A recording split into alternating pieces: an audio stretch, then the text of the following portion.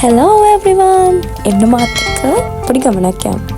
නම්බයි street එකෙන් රස කෑමක් කන්න යන්නද? එන්නකෝ බලන්න. පළවෙනි වතාවට මේ කෑම කෑවේ දා තමයි. බලන්නකෝ මොනවද කියලා. ඉතින් යාළුවනේ මේ තමයි ටකොයකි. ටකොයකි හදන්නේ මොනවා වලින්ද? මේ මොනවද මේ දාන්නේ? බූවල්ලු. බූවල්ලුන්ගේ පාර්ට්ස් වගේ තමයි දාන්නේ. ඒක නිකන් අපිට කට්ලට් එකක් වගේ බෝලයක් වගේ හම්බෙන්නේ. ජපානයේ ප්‍රසිද්ධම කෑම වලින් එකක් තමයි ටකොයකි. ඉතින් මේවා ගන්න සෙනග පොලිමේ ඔය නම්බයි ස්ට්‍රීට් එකේ රැට යනවා කියන්නේ අම්මෝ හරිම අමාරු දෙයක්. හෙන්නට සෙනග ඉන්නවා ඉතින්. මෙතන මැෂින් එකෙන් තමයි සල්ලි දාන්නේ. මේක යටින් ගහලා තියෙනවා යෙන් ගානත් එක්කම පීසස් කීයක් හම්බ වෙනවද. ගොඩාක් වෙලාවට ජපානයේ භාවිතා වෙන මේ වගේ මැෂින් හැම කඩේකම සුපර් මාකට් එකක රෙස්ටොරන්ට් එකක හැම එකකින්ම ඒ වගේ දේවල් තියෙනවා. ඉතින් කඩේ වැඩ කරන අයටත් පහසුයි.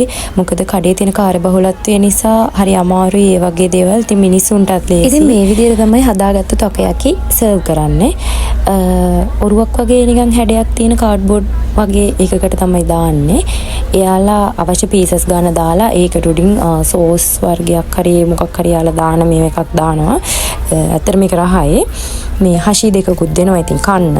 මේ තමයි අපි ගත්තු කඩේ. නම්බයි ස්ට්‍රීට් එක දිගේ ඇවිදන් යද්දි මේ වගේ කඩ ගොඩාක් තියෙනවා. ස්ට්‍රීට් ෆුඩ්ස් වගේ. ඉතින් යාළුවනේ වීඩියෝ එක බලපුවා හැමෝටම ගොඩක් ස්තුතියි.